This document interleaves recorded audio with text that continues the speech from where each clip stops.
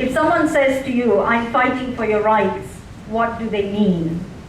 In simple definition, it means they are arguing for basic human rights, for your civil rights, or for your constitutional rights as we have in Malaysia.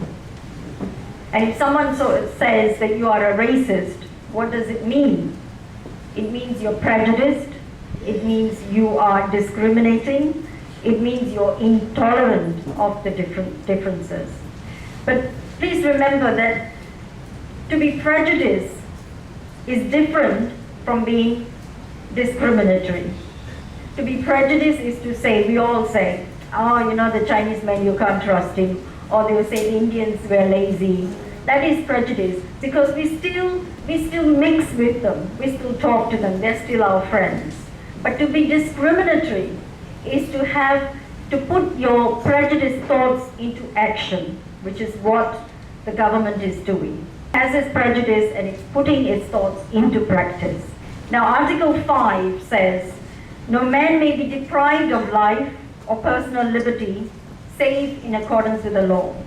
The operative word there is may, which means that the government will, for example, if we want to take Mr. Uday Kumar, they said he was a public nuisance, they said he was being too noisy, they said he was a risk to the public security, let's bring him in. Let's deprive him of his liberty. And that's how they justify it. Okay? Then we have Article 8. All persons are equal before the law and are entitled to equal protection. Again, Article 8 is classified. There are situations where they can abrogate their duty under Article 8. Article 11 is the freedom of religion. We know what problems we face with the authorities with regard to that article.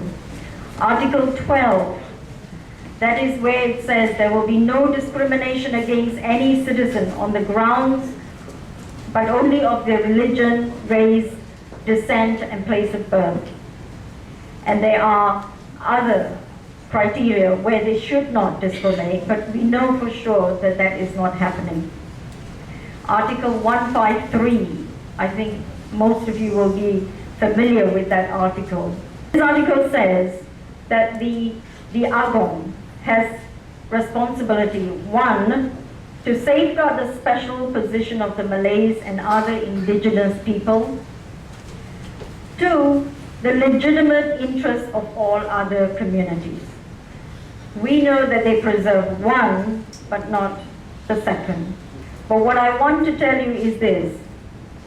The Reid Commission, some of you would have heard about them. That is the body that was set up to draft the written constitution that we now suffer with.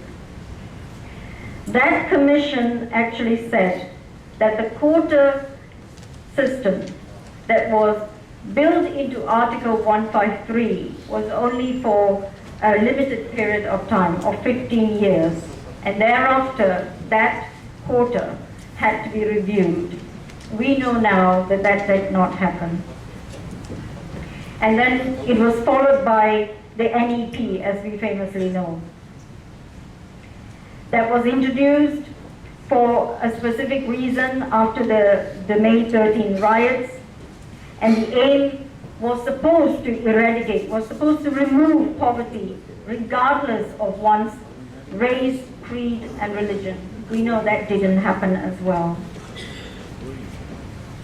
The above articles that I referred to in the Malaysian Constitution, when compared to the complaints that is raised by Hindraf, the complaints in the 18-point demand that I referred to,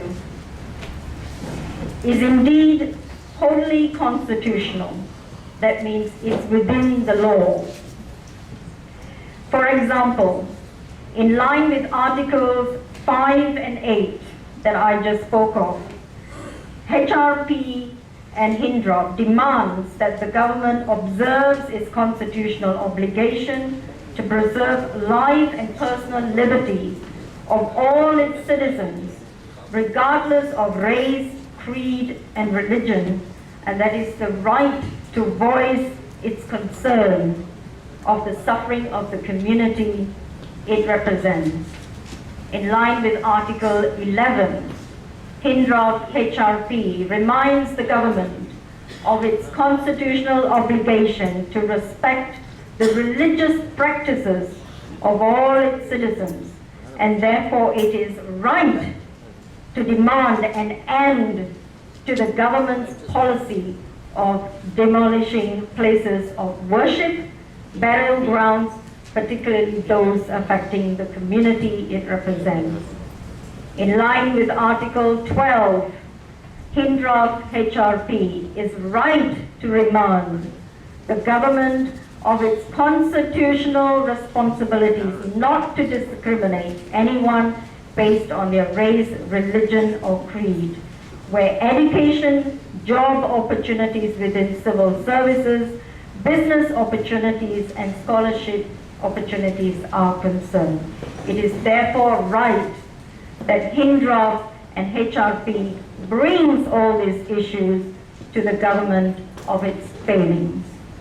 Therefore, at the national level, at the constitutional level of Malaysia, everything it does, Hindraf and HRP, is reminding or calling the elected body of the government to act in accordance with its constitutional obligations and to observe the constitutional rights of not just one aspect of the community, but all aspects of the community.